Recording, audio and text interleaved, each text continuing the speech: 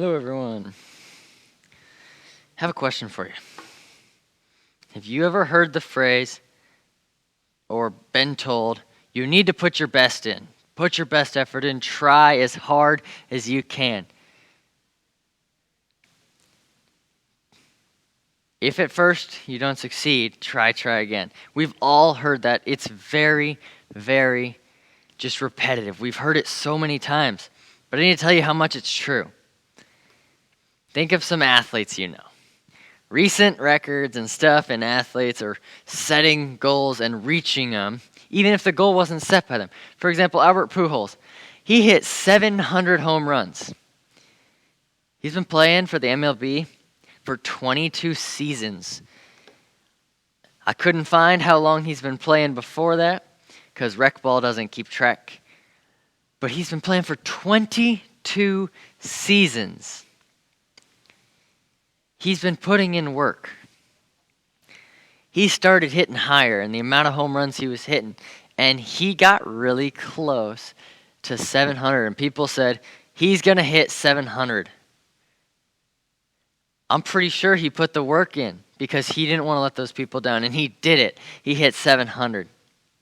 If you watch the Olympics, the track sport that is really fun to watch is pole vaulting. This is Armando Duplantis. He holds the world record, and that is it. 20 feet, 4 inches. I can't tell you how insane that is. I vault from my school. There's a picture of me. That's how I know how that insane that is. That bungee is at 11.3, and I'm still barely clearing it. Not even really clearing it. So we need to know what putting your best effort looks like. Because I can just show you videos of amazing feats. But you need to know how they got there. You need to know the behind the scenes to how did this athlete become so good. I was at a track meet, my final one, or could have been my final one of my sophomore year. I had to clear 11 feet. That was my goal. That was only my goal because I had started moving up. I had wanted to clear it. I had cleared 9.6 the year before. 11 feet was a daunting challenge, especially without a coach. I didn't have a coach that year, but I progressed. The few first vaults, I did have a coach that year, 7 foot, 8'6", 8 foot, all the way up to 9'6" on my freshman year. I had a coach, and it was amazing. It got me interested, and I enjoyed it. I found something finally that I loved to do. If you don't find that thing, you're never going to have fun. This is the first meet of my sophomore season. I couldn't believe I did it because I had never cleared that before, and it was a first meet. I get at this meet, this is GAC, to this height right here, 11 feet. It's my last attempt. You get 3 attempts in pole vault. I missed the first 2. This vault was deciding whether or not I went to districts. These practice vaults, these are practicing for districts open height. The starting height at districts was 11.3.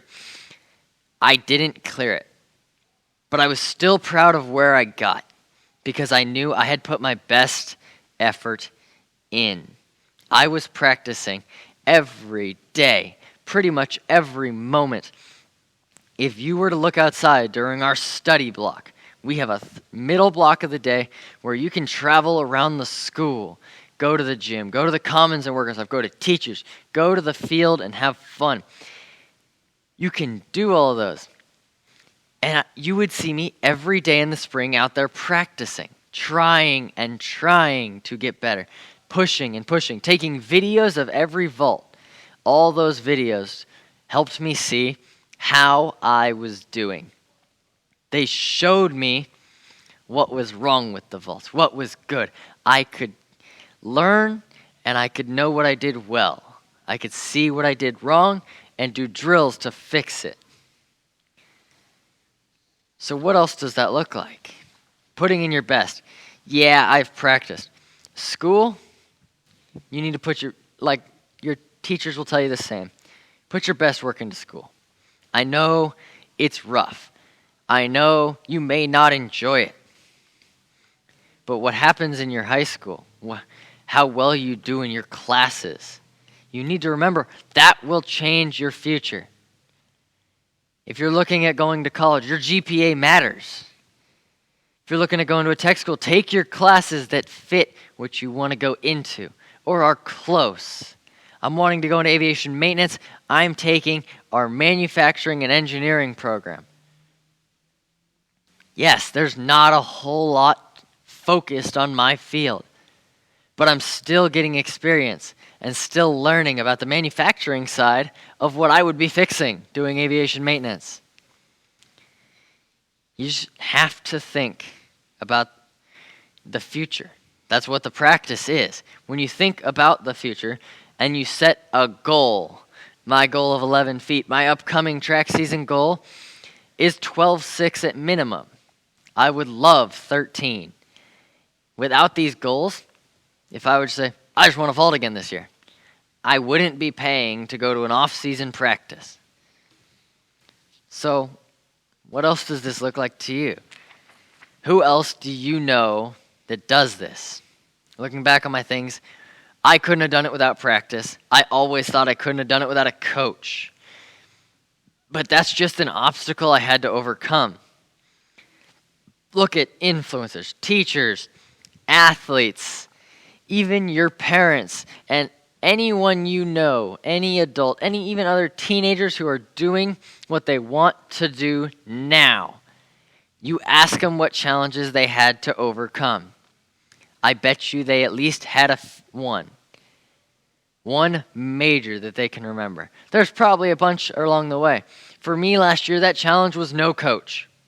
We had no coach. I was getting coached at meets. At practice, it was just, okay, I have a video, let me guess off it. Maybe send it to the coach that's helping at meets occasionally. And that would help. Not much. Having a coach was help. But that challenge was overcome. That coaching at meets, I was able to borrow poles, that 10-foot vault that we had. That was not on my own school's pole. That was on a completely other school's pole. The community is amazing like that. But if we don't look like we're wanting to put in the effort, they wouldn't have loaned me the pole. They wouldn't have known I was trying. I was so close to 10 feet at that meet. I was so close on the pole I was on. I was just barely hitting it. So he volunteered, and I didn't turn it down. For your athletes, think of any major athletes you know and think about the behind the scenes that took to get there. What work did they put in to get there, and how hard did they have to try? Biggest thing that comes to mind is Jackie Robinson. If you think about the first African American player in the MLB, you ask him what challenges he had to get there, he could tell you if he were still around. He had death threats. He had the racial barrier. At first, he had teammates who despised him. His teammates didn't want to play with him. Not to mention other teams purposely throwing pitches to hit him. 90 at the head. But he opened an entirely new era of baseball, allowing the African Americans and other races to play in baseball. Think of other athletes. Think of prominent people. Think of the founders of the United States. We formed our first sort of constitution called the Articles of Confederation. That was our first government, and it sucked. So, what do we get out of that? Madison came out and started working on the Constitution, the current Constitution, while everyone else was trying to create a new form of government and amend the articles. Madison was over here working on this, coming up with how everything should work. Because we needed to think, we still want the people to run the country for the most part, but we do need significant leaders. We need people to represent. We need people to create laws. All that was taken into thought and the writing of it. That's what we have now in our country, And it works. Yes, it's not perfect, but it works. The amount of work they had to get. He had to convince every single other member of the Articles, every other leader in our government at that time, to accept this. Who else can you think of? You think of anybody. Dude Perfect. You ever watch their first video? It's just funny. You never think they'd get very far. It blew up. But they keep putting in the work. Those trick shots don't happen first try. If you ever watch the behind the scenes, or if you remember and get other content, you see what happens behind the scenes. You see all the mistakes, the hundreds of tries it takes to get one shot. Then look at their faces. They're trying and trying. They want to make it. And as soon as they make it, they're jumping up and down. They're yelling. That's when you know the shot took super long and they wanted it. They really, really wanted it. If you were to fully watch my 11-foot vault video, I fall back onto the mat and jump up yelling. I am so excited. You need to put in the work so you can get an outcome like that. Without me practicing, I wouldn't have been able to clear that height, and I wouldn't be able to get the exhilarating adrenaline rush from clearing a height and getting a new record. That is the most amazing feeling I have ever felt. Now think of some people. Who do you know? Who do you look up to? Is it a professional athlete? Is it a teacher, a musician, a famous musician, or a parent? Is it some sort of influencer, some sort of YouTube person or social media activist or stuff like that? Why do you look up to them? Why do you admire them? Do you want to be like them? Do you want to be as good as them? Do you want to be as influential? Do you want to make a difference? You have to think about all those people we look up to started somewhere. And that's all you have to do. But you have to be able to start and put in the work. Yes, challenges will arise. Things like me not having a coach. Things like money. Things like, oh, I don't know how to start this yet. It's a learning experience. You got to overcome those challenges. If you don't push through them and go over them and go around them and just get through the challenge by either going over it or around it or whatever it takes, maybe finding a different route, but it still leads to the same goal, your end goal. You need to know your end goal. Without knowing your end goal, all your work will be for nothing because you'll be doing random stuff. Knowing your end goal and being willing to push through any obstacle is the hard part. But the harder part, because there's slightly harder part, is people. If people talk down to you, people will tell you, you can't do this, stop trying. You're not going to get there. That's way too crazy of a goal. You're not going to achieve it. You shouldn't listen to them. Don't listen to them. Because as long as you believe you can do that and are willing to overcome the obstacles and don't give up. The most important part is never giving up. As long as you don't give up, you'll achieve that illustrious and amazing outcome that you're looking for. No matter what life throws at you, push through it. And be ready for that amazing outcome, what you've wanted, that can allow you to be proud of the work you've put in. If you don't do that, you have no reason for anything you do.